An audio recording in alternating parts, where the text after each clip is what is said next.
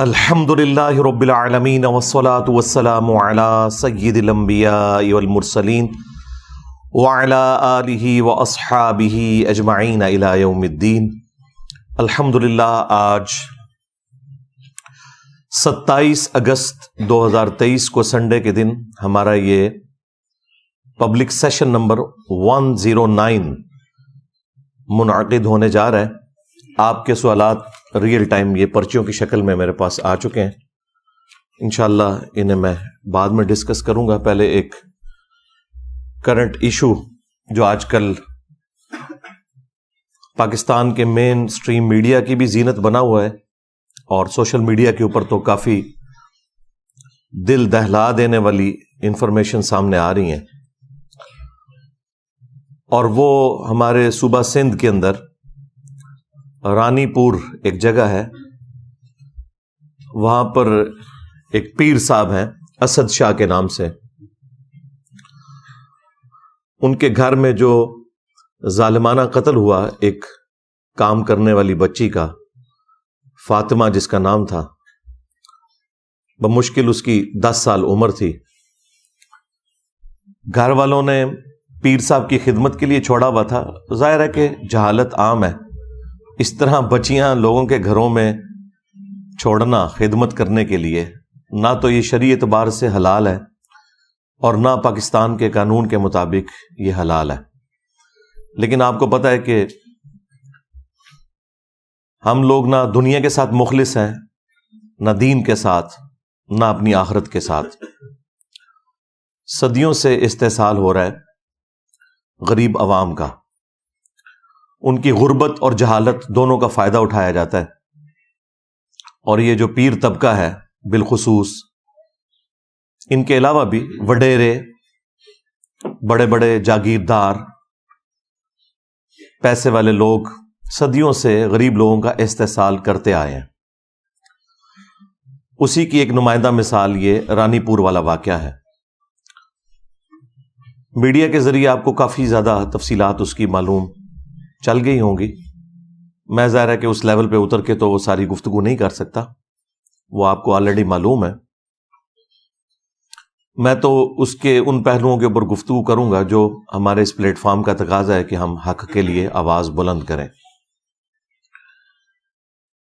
افسوس کی بات یہ بھی ہے کہ سندھ میں پچھلی 3-4 دہائیوں سے اس سیاسی جماعت کی حکومت ہے کہ جو اپنے آپ کو ڈیموکریسی کا چیمپئن کہتی ہے اور اپنے زوم میں وہ کارل مارکس کے نظریات کو آگے لے کے چلنا چاہتے ہیں، لیکن پریکٹیکلی وہاں پر اسی طریقے سے فیوڈلزم جاری ہے، پیر فقیری کی فارم کے اندر، اور یہ سارے پیر فقیر تمام جماعتوں کے اندر اعلیٰ پوسٹوں کے اوپر بیٹھے ہوئے ہیں۔ حکومتیں جب بنتی ہیں، خواہ وہ پیپلز پارٹی کی حکومت ہو، مسلم لیگ کی ہو یا پی ٹی آئی کی ہو، آپ کو وہی چہرے نظر آئیں گے، ان کے اپنے معاملات اسی طریقے سے چل رہے ہیں۔ ہاں، صرف ٹی وی میں تقریر کرنے کے لیے، جلسوں میں بنیادی انسانی حقوق کی آواز اٹھانے کے لیے آپ کو یہ سرگرم نظر آئیں گے، لیکن پریکٹیکلی ان کی اپنی زندگیاں ان تمام چیزوں سے آ رہی ہیں، بلکہ یہ اس پورے سسٹم کے بینیفیشری ہیں کہ یہ غریب لوگوں کا اور جاہل لوگوں کا استحصال کر رہے ہیں۔ خود دیکھیں کہ ان کی اولادیں کتنی پڑھ لکھ گئی ہیں، دوسرے ملکوں سے پڑھ کے آئی ہوئی ہیں، لیکن اپنے علاقوں میں، نہ بلوچستان کے اندر اور نہ سندھ کے اندر، یہ لوگ سکولز اور کالجز یا یونیورسٹیز کو پروموٹ کرتے ہوں، بالکل آپ کو ایسا نظر نہیں آئے گا۔ یہ چاہتے ہیں کہ عوام جاہل رہے اور اس طریقے سے ہم انہیں اپنا غلام بنا کر رکھیں، کیونکہ جب جہالت دور ہوتی ہے تو سب سے پہلے ان لوگوں کی جو چودراہٹ ہے وہ سٹیک پہ لگ جاتی ہے، جن لوگوں نے لوگوں کی جہالت کا فائدہ اٹھایا ہوتا ہے۔ یہ اتنے بڑے 2 ہتھیار ہیں ان کے پاس، ایک جہالت اور دوسرا غربت، کہ جس کے ذریعے یہ کچھ بھی کر سکتے ہیں۔ ورنہ کس کا دل کرتا ہے کہ چھوٹے سے بچے، ہم خود بچوں والے ہیں، دوسروں کے گھروں میں خدمت کے لیے چھوڑ دیں، اور اس کے بعد کہ جب اس طرح کی چیزیں بھی باہر نکلتی ہیں، لوگ کہتے ہیں آج کل کے پیر فقیر جو ہیں وہ راہ راست سے ہٹ گئے ہیں اس لیے واقعات آ رہے ہیں. ان سے پہلے بھی جتنے لوگ ہیں وہ اسی قسم کے تھے. پہلے سوشل میڈیا نہیں تھا، ویڈیوز نہیں بنتی تھیں، خبریں باہر نہیں نکلتی تھیں، لوگ ڈرتے تھے بات کرتے ہوئے کیونکہ پورے خاندان غائب کروا دیے جاتے تھے. کس وجہ سے؟ کہ اگر کوئی حق کے لیے آواز بلند کرے، حکومتوں میں بیٹھے ہوئے لوگ انہی پیروں فقیروں کے جاگیرداروں کے بینیفیشری ہوتے تھے اور یہ ان کے بینیفیشری ہوتے تھے. اس وجہ سے کوئی آواز بلند نہیں کرتا تھا، پورا خاندان قتل ہو جاتا تھا. یہ آج بھی یہ جدید جو اس دور کے اندر آپ کو سچائی کے لیے آواز اٹھانا آسان ہو گیا میڈیا کی برکت سے، تو یہ بھی آپ گوروں کو دعائیں دیں کہ اللہ تعالیٰ انہیں ہدایت دے. یہ انہوں نے ایک بہت بڑا کام کر دیا، ادروائز ہمارے بڑوں نے تو ہمیں جاہل ہی رکھا. اب اس طرح کی صورتحال کے اندر سب سے پہلے تو میں ایجوکیٹ کروں گا مسلم عوام کو کہ آپ کب تک اپنے مذہبی پیشواؤں کے ہاتھوں، جاگیرداروں کے ہاتھوں، پولیٹیشنز کے ہاتھوں اس طرح یرغمال بن کے رہیں گے. یہ کون سا اسلام ہے کہ آپ چھوٹے چھوٹے بچے اور بچیاں ان سو کالڈ پیروں کے اور بزرگوں کے حوالے کرتے ہیں، اور اس حمام کے اندر سارے ہی ننگے ہیں. 2 ہفتے پہلے ہم ایک جج کو ڈسکس کر رہے تھے، اس کے گھر میں ایک ملازمہ تھی، اس کی کتنی پٹائی کی جاتی تھی. جس طرح یہ اسد شاہ جو پیر ہے، اس کے گھر میں بھی اس کی بیوی اس کی پٹائی بھی کرتی تھی. وہی سیم صورتحال، اس کے جسم میں بھی کیڑے پڑ گئے، ہڈی ٹوٹی ہوئی تھی جب اس کی لاش کو غسل دے رہے تھے. لیکن وہ غریب طبقہ تھا، خاموش ہو گیا اور انہیں دبا کر ان لوگوں نے یہ بیان دینے پر مجبور کیا کہ یہ بیماری کی وجہ سے مری ہے. اور وہاں کے ڈاکٹرز بھی ساتھ ملے ہوئے ہیں، پولیس بھی ساتھ ملی ہوئی تھی. یہ تو جب سوشل میڈیا کے اوپر اس طریقے سے آواز بلند کی گئی لوگوں نے، تو پھر جو سینئر پولیس کے آفیسرز ہیں وہ میدان عمل میں اترے ہیں، انہوں نے ایک دلیری دکھائی ہے اور اس پورے معاملے کو لیا ہے. اب تو آپ کو پتہ ہے کہ پوسٹ مارٹم بھی ہو چکا ہوا ہے اس بچی کا، اور وہ سب کچھ ثابت ہو گیا ہے. اس کا جسمانی استحصال بھی ہوا ہے اور جنسی استحصال بھی ہوا ہے. ایک چیز میڈیکل رپورٹ کے اندر آ چکی ہے. 10 سال کی بچی، اور دیکھیں اس کی زندگی کے آخری لمحات کیمرے میں بھی کیپچر ہیں جس میں وہ تڑپتے ہوئے جان دے رہی ہے. پہلے اس کی ورڈک آئی تھی کہ ہم تو بڑے نیک لوگ ہیں، ہم تو اپنے ملازمین کو بھی اپنے ساتھ اپنے کمرے میں سلاتے ہیں کیونکہ گرمی ہوتی ہے، اور کیمرے ہم نے اسی لیے لگائے ہوئے ہیں کہ تاکہ یہ ملازمین چوری نہ کریں. اور بقول پیر کے کہ وہ ویڈیو ہم نے خود عام کی تھی یہ بتانے کے لیے کہ یہ اپنی نیچرل ڈیتھ مری ہے، یہ بیمار تھی. اور میڈیکل رپورٹ بھی جعلی بنوا لی انہوں نے. وہ تو جب اس کی لاش کا پوسٹ مارٹم ہوا ہے تو سارے معاملات کھل گئے کہ سب کے سب لوگ ملے ہوئے تھے، چاہے پولیس ہو، خواہ ڈاکٹرز ہوں، اور خواہ ان کے اپنے مریدین ہوں. حتیٰ کہ وہ جو کچے کے علاقے کے ڈاکو ہیں وہ اب ویڈیوز بنا کے یہ کہہ رہے ہیں کہ ہمارے پیر صاحب کے بارے میں جس نے بھی کوئی گفتگو کی ہم اسے نہیں چھوڑیں گے. یعنی ڈاکو بھی ان کی سپورٹ میں نکل آئے. یہ ان کی فضیلت کے لیے کافی ہے یہ بات. وہ صحافیوں کو، پولیس کو، میڈیا کے لوگوں کو دھمکیاں لگا رہے ہیں. تو یہ سارے ایک دوسرے کے بینیفیشری ہیں کیونکہ یہی وڈیرے اور پیر انہیں پالتے ہیں ڈاکوؤں کو، اور ان کے ذریعے عوام کے اوپر اپنی دھاک بٹھا کے رکھتے ہیں اور وہ ان کے لیے کام کرتے ہیں. بہرحال اس وقت میڈیا کے اندر جتنی اس کی آواز بلند ہوئی ہے اور جس طریقے سے ٹیک اپ کیا ہے ہماری پولیس نے اور باقی اداروں نے، تو مجھے لگ رہا ہے کہ انشاءاللہ یہ منطقی انجام تک معاملہ پہنچے گا. اور وہ تو جیل کے اندر ہے، اس کی بیوی غائب ہے، پری ریسٹ بیل لی ہوئی ہے، لیکن ظاہر ہے کہ وہ بیل تو خارج ہو جائے گی، وہ زیادہ عرصہ نہیں بیل رہتی. جس طرح وہ جج کی وائف کی بھی فارغ ہو گئی تھی اور وہ بھی اندر ہے، جج کو بھی اس کو نوکری سے فارغ کر رہے ہیں. اس کے ساتھ بھی اب اس طرح کا معاملہ انشاءاللہ مستقبل میں ہوگا. شواہد کی بنیاد کے اوپر لگ رہا ہے کہ یہ اب بچنے والا نہیں انشاءاللہ تعالی. تو میں عوام الناس سے ریکویسٹ کر رہا تھا کہ آپ لوگ بھی ان کے ہاتھوں یرغمال نہ بنیں. خدا کے لیے اپنے دین کی حفاظت کریں، اپنی آخرت کی حفاظت کریں، اپنی اولاد کی حفاظت کریں.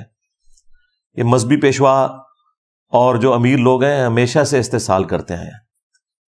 ہم تو یہ آج باتیں کر رہے ہیں، آج سے 700 سال پہلے حافظ ابن کثیر جنہوں نے تفسیر ابن کثیر لکھی 774 ہجری میں وہ فوت ہوئے ہیں اور آج چل رہی ہے 1445 ہجری، تو آلموسٹ 700 سال پہلے انہوں نے قرآن کی تفسیر بھی لکھی. تفسیر ابن کثیر کے نام سے پوری دنیا میں اہل سنت کے ہاں ایک مین تفسیر مانی جاتی ہے، اگرچہ اس میں کچھ کمزوریاں بھی ہیں لیکن اوورال ایک بہت اچھی تفسیر ہے. اور پیرلل میں انہوں نے تاریخ ابن کثیر بھی لکھی. عربی میں اس کا نام البدایہ والنہایہ ہے لیکن اردو میں تاریخ ابن کثیر کے نام سے مشہور ہے. اس میں انہوں نے اپنے زمانے کے لوگوں کے بارے میں لکھا ہے اور کیٹاگوریکل انہوں نے مینشن کیا ہے کہ جتنے حکمران ہیں، بادشاہ، حکومتی عہدے داران، علماء، فقہا، بزرگان دین کی انہوں نے فضائل لکھے ہوئے ہیں. اس میں میری ویڈیو سے متاثر نہیں ہوئے تھے ابن کثیر. انہوں نے ان ساروں کے نام لکھ کے کہا کہ یہ سب کے سب لوگ یہ بچوں کے ساتھ منہ کالا کرنے کے مرض کے اندر مبتلا ہیں سوائے جن کو اللہ بچا لے. اچھا، اور یہاں ترجمہ کرنے والوں نے نا بڑا گول مول کر کے ترجمہ کیا ہے اس کو تو انہوں نے کہا کہ جی دنیا میں ایسے لوگ موجود ہیں جو یہ کرتے ہیں دنیا میں. اچھا اس کے بعد جو انہوں نے لکھا وہ جملے انہوں نے عربی میں تو لکھے ہوئے تھے، اردو میں سے ترجمے میں سے ہی نکال دیے. حافظ ابن کثیر نے لکھا کہ ماں باپ کی یہ ذمہ داری ہے کہ وہ اپنے بچوں کی پہنچ سے ان بزرگان دین کو دور رکھیں. یہ لکھا ہوا تھا انہوں نے، یہ انہوں نے نکال دیا کیونکہ پورا مدرسہ سسٹم اس کے اوپر چل رہا تھا. تو یہ صرف پیر فقیر یا علماء کا مسئلہ نہیں، سب کا ہی مسئلہ ہے. لیکن ٹارگٹ دیندار طبقہ اس لیے زیادہ ہوتا ہے کہ وہ کسٹوڈین ہے، وہ کہتے ہیں ہم ٹھیکیدار ہیں دین کے. تو بھائی چوپڑیاں نالے دو اس طرح نہیں ہو سکتا. دونوں جہانی مٹھے باہو، آپ کہیں جی میں دونوں چیزیں پیرلل میں ساتھ لے کے چلوں، اس طرح نہیں ہوگا. اگر آپ دنیا میں عزت کلیم کر رہے ہیں قرآن و سنت اور دین کے نام کے اوپر، تو اب جب آپ ایکسپوز ہوں گے تو آپ کے ساتھ ذلت والا معاملہ بھی دوہرا ہوگا کیونکہ آپ نے عزت اس کی بنیاد پہ کمائی ہوئی تھی. اب یہ تو عوام کے لیے میرا ایک میسج تھا، بلکہ ہماری تو پوری کی پوری دعوت عوام کو ایجوکیٹ کرنے کی ہے. رہ گئے یہ پیر فقیر طبقہ یا علماء کا طبقہ، ان کے لیے بس میں اتنا ہی کہوں گا، ان میں جو اچھے لوگ ہیں ان کو چاہیے کہ فرنٹ سے لیڈ کریں، اور جو ان کے اندر یہ کالی بھیڑیں گھسی ہوئی ہیں، بلکہ یہ کالی بھیڑوں میں جو 2-3 سفید ہیں وہ ان کالی بھیڑوں کو ایکسپوز کریں. یہ ساری کالی ہیں الا ماشاء اللہ. لیکن اکا دکا لوگوں کے سوا آپ کو کسی کا بیان نظر نہیں آئے گا. بڑے لوگوں میں سے تو کسی کا بیان نہیں ہے، کسی پیر کا، کسی بڑے مفتی کا کوئی بیان آپ کو نظر نہیں آئے گا جو ان کے ہیڈز ہیں کہ وہ اس طرح کے واقعات کو کنڈیم کریں. خصوصاً اب جب واقعہ آیا تو سامنے ان کا بیان آنا چاہیے. ویسے تو یہ چھوٹی چھوٹی بات کے اوپر جو ہے وہ سڑکوں کے اوپر نکل آتے ہیں، روڈز بلاک کر دیتے ہیں، احتجاج کرتے ہیں، دھرنے دیتے ہیں. اب یہ کہاں مر گئے ہیں؟ نہیں نظر آ رہے، کیونکہ اگر وہ سامنے نکلیں گے تو وہ بتائیں گے بھائی آپ لوگ بھی تو یہی کچھ کر رہے ہو. ایک دوسرے کے یہ سمجھ لیں جنہوں کہنا ہے پنجابی کاڑے نے، ایک دوسرے کی اصلیت ان کے اوپر ایکسپوز ہوئی ہے. سیدھی سی بات ہے، ہمیں تو یہی لگ رہا ہے. کدھر یہ بڑے سامنے آئے نا، یہ جو کہتے ہیں جی نہیں وہ اصلی پیر بھی ہوتے ہیں، جی جعلی پیر بھی ہوتے ہیں، ڈبا پیر بھی ہوتے ہیں. چلو جی جڑے اصلی نے سامنے آؤ، نہیں آ رہے. یہی کچھ ہی ہے سب کچھ الا ماشاء اللہ. تو ان کے لیے تو یہ میسج ہے. باقی جو ان میں کالی بھیڑیں ہیں جو زیادہ تر ہیں، انشاءاللہ اللہ تعالیٰ انہیں عذاب دے گا.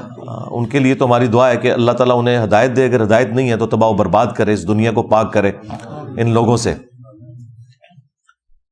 اس کے بعد جو ہماری حکومت میں بیٹھے ہوئے لوگ ہیں، چاہے وہ پولیٹیشنز ہوں، ریاستی اداروں کے لوگ ہوں، ان سے بھی میں کہوں گا کہ آپ لوگ اس طرح کے معاملات کے اوپر سینسٹیو ہو کر یہ سمجھتے ہوئے کہ یہ بچے ہمارے ہی بچے ہیں، اگر آپ کے بچوں کے ساتھ کوئی ایسا معاملہ ہوتا تو آپ لوگ کیا کرتے؟ آپ لوگ ان تمام معاملات کے اندر ان بچوں کو اپنا بچہ سمجھتے ہوئے ٹیک اپ کریں اور نہ دن دیکھیں اور نہ رات، اور ان معاملات کو فوراً منطقی انجام تک پہنچائیں اور میڈیا کے ذریعے عوام کو اپڈیٹ رکھیں اگر آپ آنے والی نسلوں کو بچانا چاہتے ہیں، نہ کہ یہ کہ آپ ان کی پشت کے اوپر کھڑے ہوں ان لوگوں کو سپورٹ کرنے کے لیے۔ جوڈیشری بھی سو موٹو کوئی اس طرح کے معاملات میں نہیں لے رہی ہوتی، باقی معاملات میں لے رہے ہوتے ہیں۔ اس وقت بھی سپریم کورٹ کے اندر 54,000 سے زیادہ پٹیشنز پڑی ہوئی ہیں، کیس پینڈنگ ہیں جو انہوں نے فیصلے کرنے ہیں، لیکن یہ فیصلے کیا کرتے ہیں کہ عمران خان کو ضمانت دینی ہے یا نہیں دینی، نواز شریف کے کیس ختم کرنے ہیں یا نہیں کرنے۔ رات کو یہ اپلیکیشنیں دیتے ہیں، صبح لگ جاتی ہیں، اور باقیوں کے کیسز سالوں سے لائن میں لگے ہوئے ہیں، مہینوں ہفتوں کی میں بات نہیں کر رہا۔ سپریم کورٹ میں 4 سال 5 سال 10 سال کیس نہیں لگتا کہ جی آپ کا تو نمبر ہی نہیں آیا، تو نمبر یہ ان لوگوں کے لگا رہے ہوتے ہیں کیونکہ سارے ایک دوسرے کے بینیفیشری ہیں، ایک دوسرے کو سپورٹ کرتے ہیں۔ شکلیں بدلتی ہیں، کرتوت سب کے ایک جیسے ہی ہوتے ہیں۔ ہاں، کچھ کے آپ کو شروع میں نہیں پتا چلتے، بعد میں پتا چل جاتے ہیں، اور کچھ کے آپ کو اوپنلی پتا چل جاتے ہیں، اس لیے آپ لوگ فرق کرتے ہیں۔ ہمیں تو اندازہ ہے کہ یہ پورے کا پورا سسٹم ہی اتنا بگڑ چکا ہے کہ اس کے اندر اب اتنی جلدی اصلاح ممکن نہیں ہے۔ تو حکومتی جو لوگ ہیں انہیں بھی یہ معاملات دیکھنے کی ضرورت ہے۔ یہ تو میں نے ساری جنرل باتیں کی، اب میں قرآن و سنت کے حوالے سے 2-4 باتیں عرض کر دوں۔ سورۃ المائدہ میں اللہ تعالیٰ نے سورۃ النساء کے اندر واضح طور پر حکم فرمایا کہ اے اہل ایمان، اللہ کے لیے کھڑے ہو جاؤ انصاف کے لیے گواہی دیتے ہوئے۔ اور سورہ نساء میں تو یہاں تک آیا کہ اگر تمہیں اپنی جان کے خلاف گواہی دینی پڑے، اپنے ماں باپ کے خلاف، رشتہ داروں کے خلاف گواہی دینی ہے اور سچائی کے لیے کھڑے ہونا ہے۔ اس طرح کے سارے معاملات کے اندر بھی جو لوگ گواہ ہیں انہیں پتہ ہے کہ ریئل ٹائم کیا ہوا ہے، انہیں بالکل گواہی دینے میں کوئی آر محسوس نہیں کرنی چاہیے اور دلیری سے گواہی دینی چاہیے۔ اس کے بعد اللہ تعالیٰ نے سورۃ المائدہ میں ایسے لوگوں کی جو سزا ہے وہ بھی بیان فرمائی ہے کہ ہم نے بنی اسرائیل کے لیے بھی یہ طے کر دیا تھا اور اس شریعت کے اندر بھی کہ جان کے بدلے جان، آنکھ کے بدلے آنکھ، ناک کے بدلے ناک، کان کے بدلے کان، دانت کے بدلے دانت، اور ہر زخم کے بدلے اس لیول کا زخم لگایا جائے اس ظالم کو کہ جس نے مظلوم کے ساتھ یہ سارا معاملہ کیا۔ اس طرح کے جتنے واقعات رپورٹ ہوتے ہیں، جو تکلیف ان لوگوں نے ان بچوں کو دی ہوتی ہیں، یہ ساری تکلیف انہیں دینی چاہیے اور اعلانیہ دینی چاہیے۔ سورۃ النور میں بھی آیا نا کہ بدکاری کی سزا کو ویٹ کرے گا مسلمانوں کا ایک گروہ تاکہ باقیوں کے لیے ڈیٹرنس ہو جائے۔ یہ چھپا کے سزائیں نہیں ہونی چاہیے بلکہ اعلانیہ ہونی چاہیے۔ اس کے بعد سورۃ المائدہ ہی میں اللہ تعالیٰ نے فرمایا کہ جو فساد فی الارض کرنے والے لوگ ہیں، یہ فساد فی الارض کرنے والے لوگ ہیں، اس طرح کے لوگ جو غریبوں کے ساتھ یہ ظلم والا معاملہ کرتے ہیں، یہ جو فساد فی الارض کرنے والے لوگ ہیں، ان کی سزا یہ ہے کہ ان کے مخالف سمت کے ہاتھ پاؤں کاٹ دیے جائیں اور انہیں سولی دے دیا جائے۔ پبلکلی یہ سارے کا سارا معاملہ ان کے ساتھ کیا جائے تاکہ باقی لوگوں کے لیے ڈیٹرس بنے۔ اس طرح کے جتنے بھی پیر فقیر لوگ ہیں یا حکومتی عہدے داران ہیں جو اس طرح کے معاملات کے اندر ملوث ہیں، ان کو اس قسم کی سزائیں ہونی چاہیے۔ اور یہاں تو قتل والا معاملہ بھی اس میں ایڈ ہو گیا، وہ تو بہت ہی سینسٹیو ایشو ہے۔ سورۃ المائدہ میں ہی اللہ تعالیٰ نے فرمایا کہ بس 2 استثناء ہے، ایک جان کے بدلے جان یعنی قتل کے بدلے قتل، اور دوسرا فساد فی الارض۔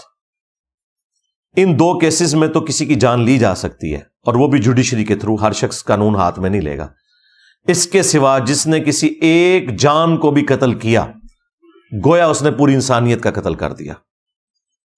اور پھر اللہ تعالیٰ نے فرمایا جس نے ایک جان کو بچایا گویا اس نے پوری انسانیت کو بچا لیا. پوری انسانیت کو کیسے بچا لیا؟ ڈیٹرنس کی وجہ سے. اگر قاتل کو یہ پتا ہو کہ مجھے سزا ملے گی تو وہ قتل سے باز آئے گا. اور یہ اسے کیسے پتا چلے گا؟ جب اس طرح کی حرکت کسی اور نے کی ہوگی اور اس کی سزا اس نے ویٹ کی ہوگی. 10 سال کی بچی اس کے ساتھ جسمانی اور جنسی زیادتی کرنے کے بعد قتل کیا گیا ہے نعوذ باللہ, اور میڈیکل رپورٹ بھی پھر اس کی خراب بنوائی گئی ہے اور گھر والوں کو بھی دبکا دیا گیا. یہ حالت ہے اس ملک کی. اس میں معافی معاملہ ہونا ہی نہیں چاہیے. اس طرح کا جو قتل ناحق ہے ایک مؤمن کا, اس کے بارے میں تو سورۃ النساء میں آیا کہ ہمیشہ کی جہنم ہے سزا. جی ہاں, ہمیشہ کی جہنم. اور اس کو سپورٹو وہ حدیث بھی ہے ابو داؤد کی کہ اللہ تعالیٰ قیامت کے دن یا تو شرک معاف نہیں کرے گا یا قتل ناحق کو معاف نہیں کرے گا, باقی ہر گناہ معاف کر دے گا جس کے لیے چاہے گا. یہ 2 گناہ ایسے ہیں کہ جن کے بارے میں اللہ تعالیٰ کا سٹانس بہت سخت ہے. اب اس میں سورہ النساء کے اندر اللہ تعالیٰ نے ایک آپشن رکھا ہے کہ اگر مقتول کے ورثاء معاف کرنا چاہیں تو وہ کر سکتے ہیں, اور اسی کی پلی پھر لے کے یہ سارے لوگ اینڈ پہ چھوٹتے ہیں. آج تک جتنے لوگ چھوٹے ہیں, لیکن انہیں یہ پتہ نہیں ہے اس کیٹیگری میں فال نہیں کرتی. یہ فساد فی الارض ہے اور اس کی سزا جو ہے وہ اسٹیٹ نے دینی ہے. اگر مقتول کے ورثاء معاف بھی کر دیں تب بھی جو ڈیٹرنس پھیل گئی ہے عوام الناس کے اندر, جو لوگ گھروں میں بیٹھے ہوئے سہم گئے ہیں, جن کے بچے ہیں, ان کے دل سے خوف کون کم کرے گا؟ اس کے لیے پھر یہ ہے کہ اسٹیٹ فرنٹ سے لیڈ کرے گی اور فساد فی الارض کی سزا ان لوگوں کو دی جائے گی. یہ بالکل نہیں چھوٹ سکتے. اسی لیے اللہ تعالیٰ نے قرآن پاک میں باقی گناہوں کے معاملے میں تو معافی کی روش اختیار کرنے کا حکم دیا, حقوق العباد کے معاملے میں بھی کہ ایک دوسرے کو معاف کر دیا کرو. لیکن قتل ناحق ایک ایسا گناہ ہے کہ جس کے بارے میں اللہ تعالیٰ نے قرآن پاک میں سورۃ البقرہ میں فرمایا وَلَكُمْ فِي الْقِصَاصِ حَيَاةٌ يَا أُولِي الْأَلْبَابِ. قتل کے بدلے میں, قتل کرنے میں انسانیت کی زندگی چھپی ہوئی ہے اے عقل مندو, تاکہ تم ڈر جاؤ. یعنی ڈیٹرنس اسی میں ہے کہ جس قاتل نے قتل کیا اس کے بدلے میں اس قاتل کو قتل کروایا جائے اور معافی کی روش اختیار نہ کی جائے. یہ قرآن کا اسلوب بھی نہیں ہے کہ آپ قاتل کو معاف کریں. حتیٰ کہ بخاری اور مسلم دونوں میں حدیث موجود ہے کہ قیامت کے دن سب سے پہلے قتل کے مقدمے کا فیصلہ ہوگا. سب سے پہلے قتل کے مقدمے کا. جی ہاں, ایک حدیث ابو داؤد کے اندر ہے کہ سب سے پہلے نماز کے بارے میں سوال ہوگا, لیکن وہ ہے حقوق اللہ کا معاملہ, کیونکہ سنن نسائی کے اندر ایک حدیث ہے کہ حقوق اللہ میں سب سے پہلے نماز کے بارے میں فیصلہ ہوگا اور حقوق العباد میں قتل کے مقدمے کے بارے میں سب سے پہلے فیصلہ ہوگا. اور وہ فیصلہ کس لیول کا ہے کہ ابو داؤد کے اندر حدیث موجود ہے کہ مقتول قیامت کے دن اپنے قاتل کو الٹ ہوگا. یہاں تو قاتل نے قتل کیا تھا نا, وہاں پہ جو قتل ہوا وہ شخص ہے وہ اپنے قاتل کو پیشانی کے بالوں سے پکڑے گا, اس حال میں کہ اس کی اپنی رگوں سے خون بہ رہا ہوگا, اور وہ اسے گھسیٹتا ہوا اللہ تعالیٰ کی بارگاہ کے اندر پیش کرے گا. اللہ تعالیٰ کے عرش کے پاس پہنچ جائے گا اور کہے گا کہ یا اللہ آج مجھے انصاف چاہیے کہ اس نے دنیا میں میری جان کیوں لی تھی. اتنی اللہ سے فرینکنس ہے مقتول کی کہ وہ قاتل کو پیشانی کے بالوں سے پکڑ کے اللہ کے پاس پہنچ جائے گا. یہی حدیث جب سنن نسائی میں آئی ہے تو اس میں وہ صحابی کہتے ہیں کہ اس حدیث کی وجہ سے وہ اپنا فتویٰ ساتھ دیتے ہیں کہ اعانت نہ کرو, مدد نہ کرو کسی قاتل کی مقتول کو قتل کرنے کے معاملے میں. اور وہ اسپیشلی حکمرانوں کو ذکر کرتے ہیں کہ اپنے معاملات کو سدھار لو. صحیح بخاری کے اندر ایک حدیث ہے, اس کو سپورٹو حدیث ترمذی میں ہے. ترمذی والی حدیث کے اوپر تو کلام ہے بعض محدثین کا, لیکن اس کے الفاظ بہت خطرناک ہیں. میرے نزدیک تو وہ روایت بخاری کی وجہ سے مضبوط ہو جاتی ہے. ترمذی میں الفاظ ہیں کہ اگر زمین و آسمان کی ساری مخلوقات مل کے ایک مومن کو قتل کرتے ہیں تو اللہ تعالیٰ پوری کائنات کو جہنم میں پھینک دے گا اس ایک مومن کے قتل کے بدلے میں. جامعہ ترمذی میں جو یہ حدیث ہے اس کو سپورٹو جو بخاری کی حدیث ہے اس میں الفاظ ہیں کہ سیدنا عمر کے دور میں جب ایک قتل کا مقدمہ آیا تو سیدنا عمر نے کہا کہ اگر یہ پورا گاؤں بھی اس ایک بندے کو قتل کرنے میں شریک ہوتا تو میں سب کو قتل کروا دیتا. ایک بندے کے قتل کے بس. جامعہ ترمذی میں اور سنن ابن ماجہ میں حدیث ہے, نبی الاسلام نے فرمایا کہ اے کعبہ تیری خوشبو بہت اچھی ہے لیکن ایک مؤمن کی حرمت اللہ تعالی کے نزدیک تجھ سے بھی بڑھ کر ہے. اور جامعہ ترمذی میں حدیث ہے کہ نبی صلی اللہ علیہ وآلہ وسلم نے فرمایا کہ اللہ تعالیٰ کے نزدیک ایک مؤمن کا قتل کرنا اس سے بڑا گناہ ہے کہ کوئی شخص پوری دنیا کو تباہ و برباد کر دے. اب پوری دنیا کے اندر سب کچھ آتا ہے, سارے بزرگان دین, ان کے مزارات اور کعبہ شریف, سب کچھ کوئی برباد کر دینا, حرمت کی ساری جگہ ختم کر دے, اس سے بڑھ کر جرم ہے ایک مومن کا قتل. اور یہ صرف بات مومن تک نہیں ہے, صحیح بخاری میں حدیث ہے جس نے ایک کافر کو بھی ناحق قتل کیا جو مسلم سٹیٹ کے اندر ٹیکس دے کر عہد کی پاسداری کر رہا تھا, جزیہ دے کر رہ رہا تھا, تو اللہ تعالیٰ ایسے شخص کے اوپر جنت کو حرام کر دے گا یہاں تک کہ وہ جنت کی خوشبو بھی نہیں پائے گا جو کہ 40 سال کی مسافت سے آ رہی ہوگی. یعنی کافر کا ناحق قتل کرنے والا جنت میں جانا تو دور کی بات ہے, جنت کی خوشبو بھی نہیں پائے گا. تو مومن کا قتل تو پھر بہت بڑے لیول کی چیز ہے. لیکن یہ ساری کی ساری حدیثیں, آیات ہماری کتابوں میں لکھی رہ گئیں. پریکٹیکلی مسلمان اس وقت دنیا کے امن کے لیے ایک خطرہ ہی بنے ہوئے ہیں تھوڑے سے ہیں, زیادہ تر مسلمان تو ایسے نہیں ہیں, لیکن وہ تھوڑے اتنے ڈومیننٹ ہیں کہ اس دنیا کو انہوں نے جہنم بنا دیا. پاکستان کو تو بنا دیا ہے جہنم آپ کے سامنے. نہ مسلمانوں کی جان مسلمانوں کے ہاتھ سے محفوظ ہے اور نہ نان مسلمز کی جان ان لوگوں کے ہاتھ سے محفوظ ہے. جب چاہتے ہیں جس کے اوپر چاہتے ہیں چڑھ دوڑتے ہیں اور ایک سمجھ لیں لا قانونیت والا معاملہ نظر آتا ہے. اس لیے میں نے قتل ناحق سے متعلق یہ ساری حدیثیں فی البدی بیان کی, اور یہ اتنی دفعہ میں نے بیان کی ہیں کہ وہ مطلب مجھے کوئی بیٹھ کے کوئی رٹا نہیں مارنا پڑتا.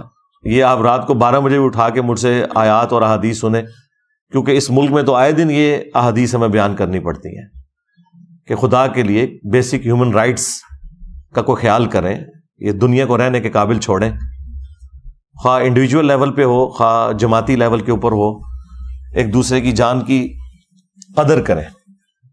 اور اس میں آخر میں حکمرانوں کے لیے میسج ضرور دوں گا جنہیں بڑا شوق ہے پوسٹ حاصل کرنے کا, لیکن میں ببانگ دوہل کئی ویڈیوز میں کہہ چکا ہوں کہ حکمرانوں کی تو جہنم کنفرم ہے, الا ماشاء اللہ کو بچ جائے تو بچ جائے, حکمران نہیں بچتے. انہیں بڑی شیروانیاں پہننے کا اور بڑی ٹائیاں لگانے کا, بڑے بیج لگانے کا شوق ہے, انہیں پتہ نہیں ہے کہ یہ پوسٹ کتنی خطرناک ہے. بخاری اور مسلم دونوں میں حدیث ہے کہ بدترین گڈریا وہ ہے جو کسی قوم کے اوپر گڈریا ہے, یعنی حکمران ہے, اگر اس نے انصاف نہ کیا تو وہ جنت کی خوشبو بھی نہیں پائے گا. ہاں جی, خوشبو بھی نہیں پائے گا. ایک اور حدیث ہے بخاری اور مسلم میں, تم میں ہر شخص نگہبان ہے, اس سے اس کی رعیت کے بارے میں پوچھا جائے گا. پھر نبی الاسلام نے اسے کھولا اور فرمایا کہ ایک خاوند اپنی بیوی اور بچوں کے اوپر حکمران ہے, اگر ان کے ساتھ انصاف نہ کیا تو اس کی پکڑ ہوگی. ایک بیوی اپنے خاوند کے مال اور بچوں کے اوپر حکمران ہے, اس سے اس کے بارے میں پوچھا جائے گا. اور ایک حاکم وقت اپنی رعایا کے اوپر نگہبان ہے, اس سے اس کے بارے میں پوچھا جائے گا. کامیاب ہو گیا تو ہو گیا, ادروائز تو جہنم پھر پکی ہو گئی. ہاں, اگر کوئی اچھا حکمران ہے اس کے بارے میں بخاری مسلم میں حدیث ہے کہ 7 لوگوں کو اللہ کے عرش کا سایہ ملنا ہے, ان میں سے پہلے نمبر پہ عادل حکمران ہے.